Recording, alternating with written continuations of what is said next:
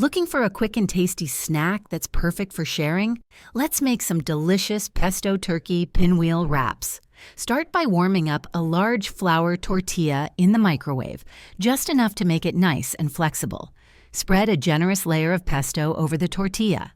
This vibrant green sauce adds a burst of flavor. Now sprinkle on some juicy halved cherry tomatoes. Their flavor pairs perfectly with the pesto. Layer on some sliced turkey, about half a pound, on the tortilla. Top it off with fresh baby spinach and a few slices of creamy provolone cheese. These ingredients add a great texture and richness. Wrap everything up tightly in the tortilla, then give it a little rest in the fridge for about 30 minutes. This helps all the flavors come together. Now for the fun part.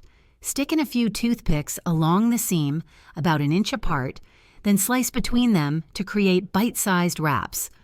And there you have it. Easy, flavorful pesto turkey wraps that are perfect for any occasion. Enjoy! If it looks good to you, give us a like and follow for more.